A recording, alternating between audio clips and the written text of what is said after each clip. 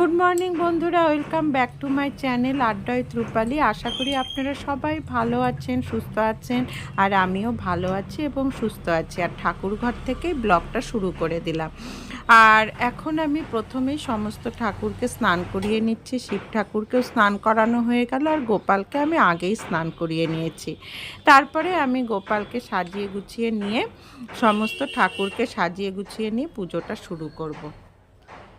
পুজো দিয়ে যদি দিনটা শুরু করা যায় তাহলে কিন্তু সত্যিই মনটাও ভালো লাগে আর দিনটাও ভালো যায়। যদিও আমরা জানি না যে কিছুক্ষণ পরেই আমাদের কি আসতে চলেছে, আমাদের কপালে কি আছে বা আমাদের ভবিষ্যতে কি আছে আমরা কিছুই জানি না। রাতে যখন শুতে যাই তখনও আমরা জানি না যে পরের দিন সকালে কি ঘটবে। আবার সকালে ঘুম থেকে উঠেও দিনটা ভালোভাবে শুরু হলেও তারপরেও জানি না যে কিছুক্ষণ পরে আমাদের জন্য কি অপেক্ষা করে আছে। ভবিষ্যতের কথা আমরা কেউই কিছু বলতে পারি না, তবুও যদি শুরুটা ভালো মতো হয় তাতেই মনটা কিন্তু অনেকটা ভালো লাগে। আর এই যে যখন আমি গোপাল ঠাকুরকে সাজাই তখন কি যে ভালো লাগে কি বলবো। গোপাল ঠাকুরকে সাজাই, তারপরে সমস্ত ঠাকুরকে যখন ফুল দিয়ে সাজানো গোছানো হয় প্রচণ্ড ভালো লাগে। পুজো দিতে বসে আমার এই কাজটা করতে খুবই ভালো লাগে। তো সে যাই হোক, আমি গোপালকে একে একে তার গয়নাগাটি পরিয়ে সাজিয়ে নিচ্ছি। তারপরে সাজানো হয়ে গেলে পুজোটা দিব।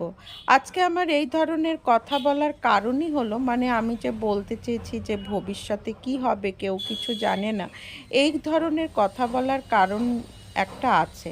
মানে এই কথা বলার পিছনেও আমার একটা কারণ আছে। আজকে দিনটা এত ভালোভাবে শুরু করলাম, কিন্তু তারপরে দিনটা আমাদের হঠাৎ করেই খারাপ হয়ে গেল।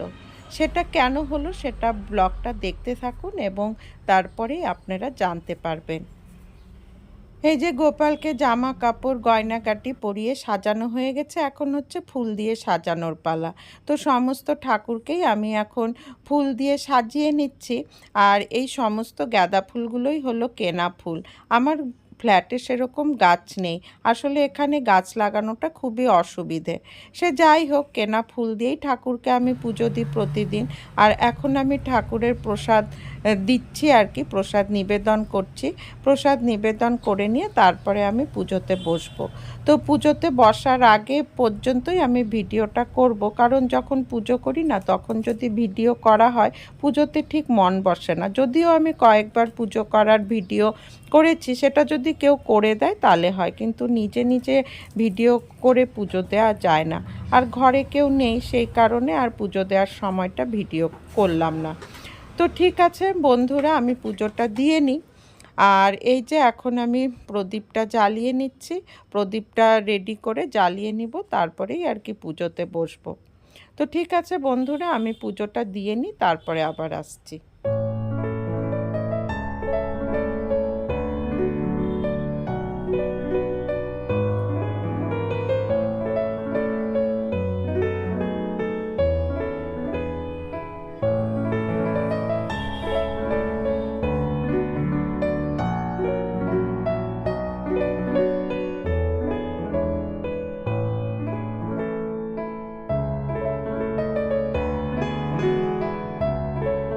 আর বন্ধুরা, এই যে পুজো টুজো দিয়ে এখন টেবিলে এসে বসলাম, চাটা খাবো। এই যে চা করে নিয়েছি, চা আর বিস্কুট নিয়েছি, এটা খাবো।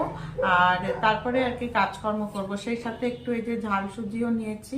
সকালে এটা ব্রেকফাস্টের জন্য করেছিলাম, ছেলে টিফিন নিয়ে গেল, ওর বাবাও খেয়ে গেল। ওর বাবা অল্প খেয়েছে, চিড়া মুড়ি আমঠাম এগুলো খেয়ে গিয়েছে। আর এখন আমি খাবো, খেয়ে নিয়ে প্রেশারের ওষুধ খাবো। তারপরে কাপড় ধুয়ে রেখেছি, ওগুলো মেলা হয়নি, ওগুলো মেলবো। মেলে ঠেলে তারপরে আমি আর কি রান্না বসাবো। ঠিক আছে, তাহলে বেশি বক বক করবো না, কারণ অনেকটাই বেলা হয়ে গিয়েছে। চাটা আমি তাড়াতাড়ি খেয়ে নিই, খেয়ে নিয়ে তারপরে গিয়ে রান্নাটা বসায়। আপনারা আমার সাথে থাকুন আর ব্লগটা দেখতে থাকুন। আর বন্ধুরা, খেয়ে দিয়ে ওঠার পর আমাদের বাড়িতে একটা খারাপ খবর আসলো, আর সেই খবর শুনেই আমরা বেরিয়ে পড়েছি বললে ভুল হবে, বেরিয়ে পড়েছিলাম। এটা আজকের ব্লগ না, এটা 21শে জুনের ব্লগ, অর্থাৎ শুক্রবারের ব্লগ। আর খবরটা হলো এই যে আমার শাশুড়ি মা আর কি এক্সপায়ার করেছেন, ওই দিনটাতে এক্সপায়ার করেছিলেন। তো সেই কারণেই আমরা সকলে বেরিয়ে পড়েছি। আর আমার শ্বশুরবাড়ি হচ্ছে ফালাকাটায়, তো সেই ফালাকাটাতেই আমরা এখন যাচ্ছি, শিলিগুড়ির থেকে ফালাকাটায় যাচ্ছি। আর এই যে আমরা এসে পৌঁছেছি, এই যে আমার শাশুড়ি মা। তখন বেশ সন্ধ্যা হয়ে গিয়েছিল, আমরা এই 7:30 নাগাদ পৌঁছেছিলাম। আমরা বাড়ির থেকে বেরিয়েছিলাম হচ্ছে 4টার দিকে। এই যে যদিও কোনো অসুখ বিসুখ ছিল না, উনি মানে বয়স্কজনিত কারণেই মারা গিয়েছেন, অনেক বয়স হয়েছিল।